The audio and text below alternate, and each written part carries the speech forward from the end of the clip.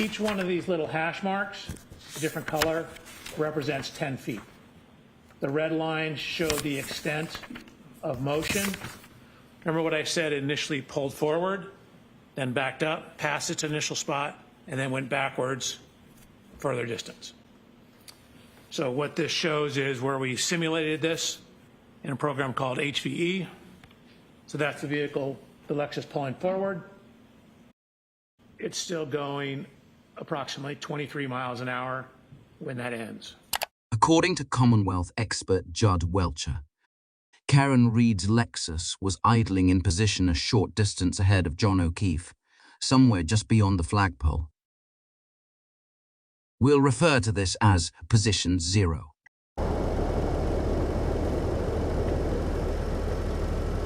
He claims she drove forward 34 feet and stopped at position 1.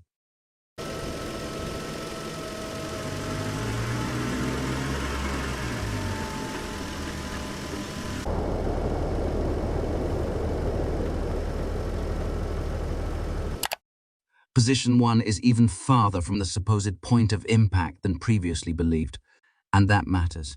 More distance means more time for John to react. They'd have you believe he was just standing still, willingly making himself a perfect target, so Karen could attempt a 1 in a million shot and actually make it. Fairview Road is typically quiet, with little traffic and minimal ambient noise.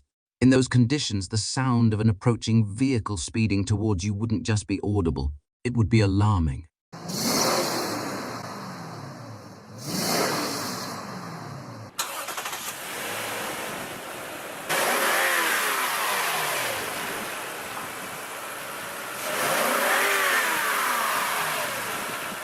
Welcher asserts that Karen pressed her foot down on the gas pedal, applying 75% of its full range, and accelerated toward John, reaching a speed of nearly 24 miles per hour, traveling a distance of well over 87 feet, turning the street into a slippery racing strip,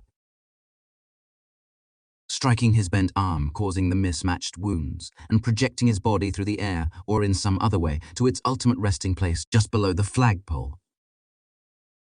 The Commonwealth mostly glazed over this aspect of the collision, likely because it's the most unbelievable part of their theory. They provided no scientific evidence explaining how a taillight could produce the specific pattern of abrasions on John's right arm, how he sustained no broken bones or significant bruising, or how he managed to lock his phone after being incapacitated under this scenario.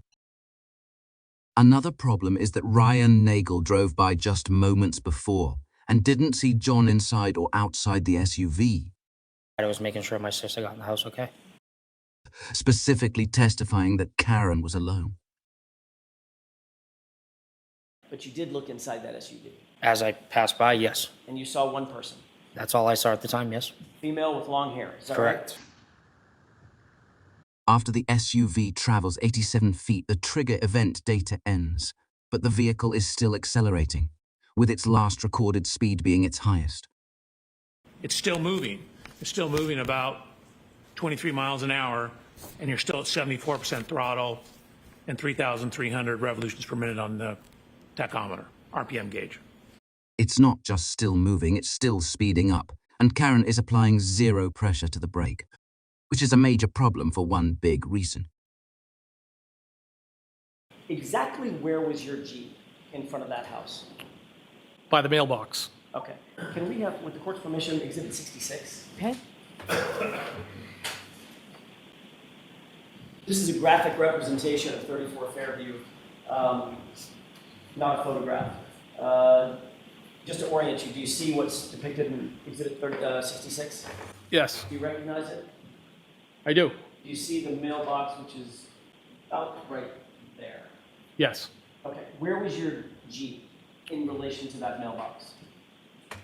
So the back end of the Jeep, the rear, would have been about around equal with the mailbox, and I was not blocking the driveway. Okay, so you would have been about there, correct? If the right edge of that highlight is the mailbox being right there, you would have been about right there on the street, correct? correct? Well, that would have been the front of the Jeep. We a laser pointer is, it would be the front, Okay. So the front of the Jeep was facing the flagpole.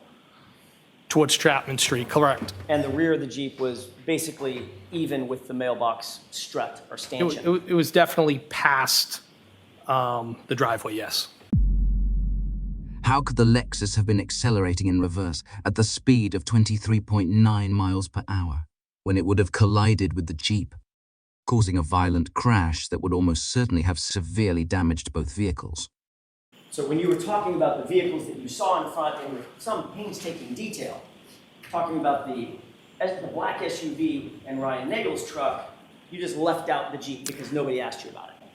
This is what happens when you build a theory on bad data and invented narratives.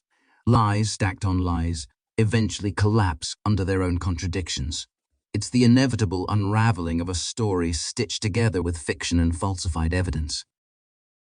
You had no reason to believe they weren't okay. A man was dead or dying on their lawn and your sister's not answering the phone. You didn't think there was some reason to believe they could have been in peril?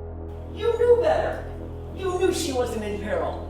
You knew that Brian Albert wasn't in peril. You knew what really happened.